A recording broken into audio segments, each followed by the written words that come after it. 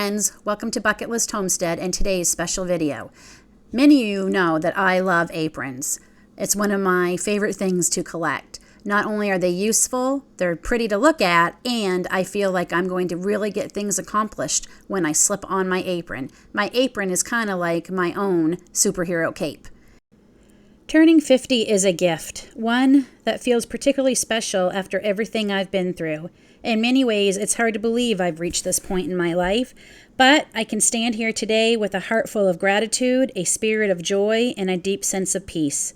50. For many years, I thought this day would be just another birthday, a number on the calendar, a mark of time passing away. But turning 50 now feels like so much more.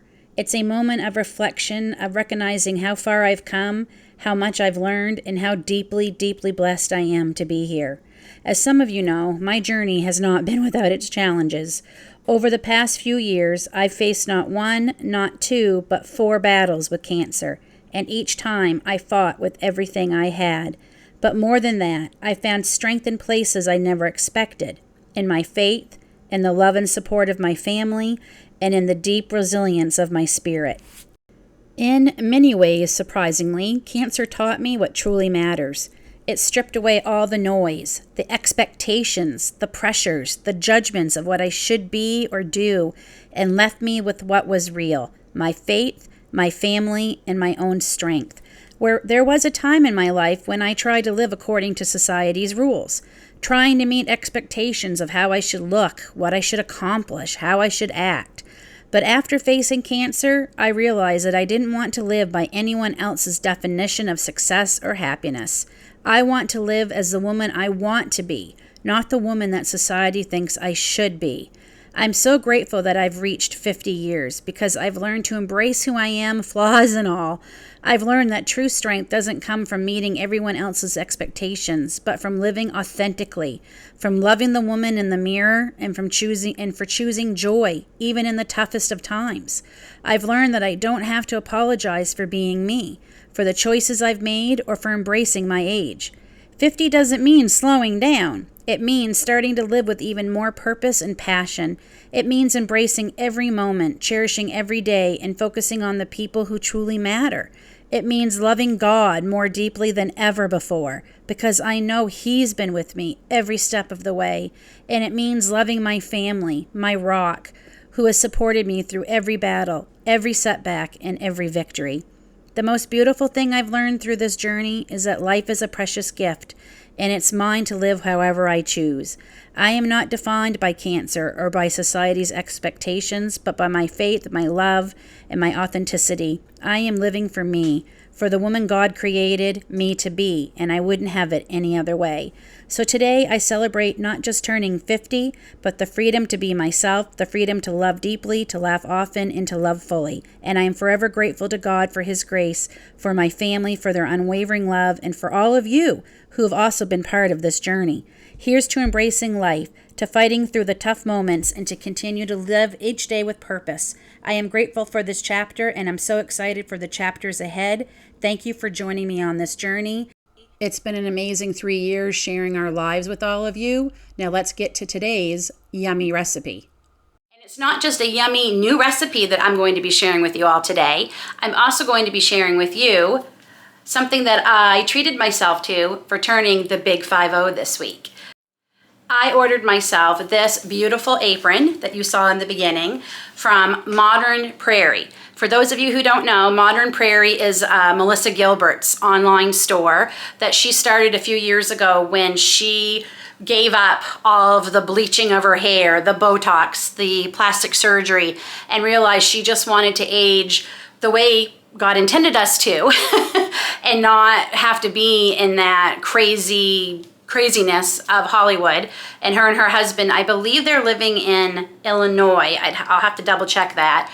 But she wanted something simpler and just, what we all want, just to grow old gracefully and not have so many pressures put on us. So she started this company, and Little House on the Prairie is turning 50 also this year. I turned 50 this week. It turned 50 in September. I'm sure watching Little House on the Prairie back when Lynn was little, is what's jump-started that little spark of wanting to homestead. And yes, thank goodness, we have much more modern conveniences than Caroline and Charles Ingalls had, which I am grateful for.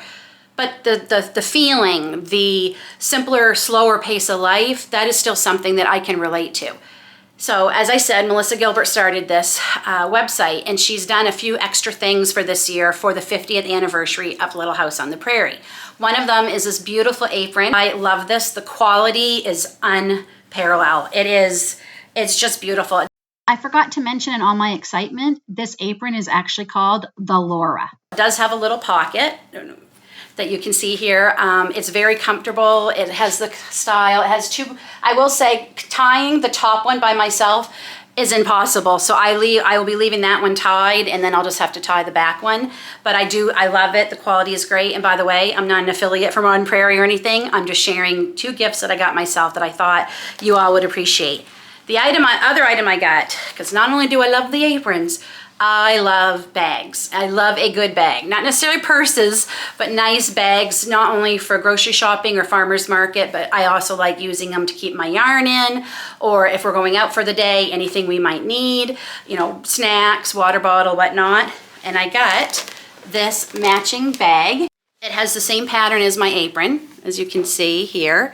It does have the 50, and it says 50 years in honor of Little House on the Prairie and my age. It's, again, amazing quality. It has a pocket in the front. I love this bag. I haven't used it yet. I am going to Scotch guard it just so it doesn't get dirty when we do take it out. But I wanted to show you, where is it? I kept the tag on so you can see 50 years on the prairie, 2024. Come on. So yeah, those are just 2 little gifts I got myself for my birthday. I love them, and I thought you all would appreciate them. So the recipe we're going to be making today is actually one of the recipes from my Ireland box. I think this was September's box, if I remember correctly, and it's called Kathleen McGee's Irish Potato Farls. I hope I'm saying that right. They just look so darn yummy, and I still have a lot of potatoes I'm making my way through, and I made, as you can see, I made much more mashed potatoes than I'll need for this recipe. My plan was, if I'm not just boiling 1 potato to make a little bit of leftover mashed potato, I might as well do a few, and I will freeze the rest of those mashed potatoes so I have some mashed potatoes ready to go in the freezer. It's got very simple ingredients. It doesn't take much at all. And this is what you need. So you need 225 grams of potatoes, which is equal to about 1.5 cups. A half a teaspoon, well, the salt and butter you put in the potatoes. And the other thing is self-rising flour. Well, I don't buy self-rising flour because it's unnecessary. You don't need to buy self-rising flour. You can make it yourself. So in here I have half a cup of flour, half a teaspoon, I think it is. I'll put it down below, but you add baking soda, baking powder, and salt to flour, and you have self-rising flour. To me, it's just not another thing I don't need to be buying and trying to store. So I will link it down below. So we're going to add the flour, the self-rising flour, to our mashed potatoes, and we're going to stir this until we get a dough. And it does recommend doing this when the potatoes are warm. She says you will get where does it say here? Using warm potatoes ensures a lighter texture. So these are still warm.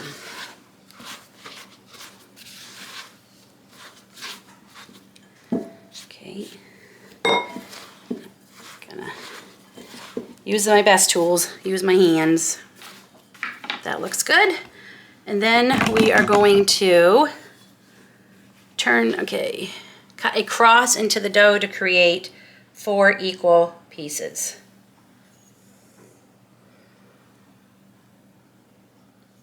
I have my cast iron pan heating up on medium-high. We're just going to get some of this butter melting, and we're going to fry our wedges all together in the pan.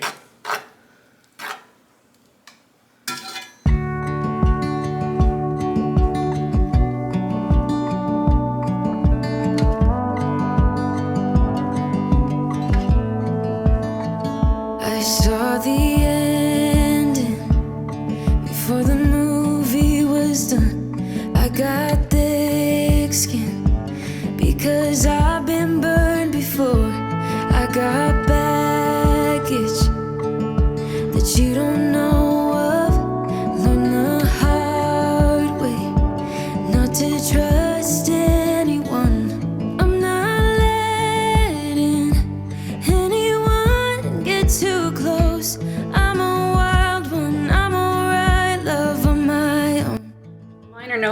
as pretty as the picture.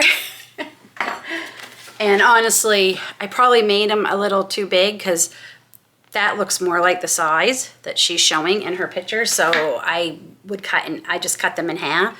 But they do smell good, and we're gonna try them. She says the way they love them is with some butter slathered on while they're still warm.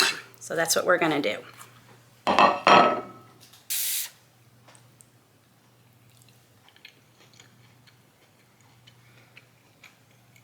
Mmm.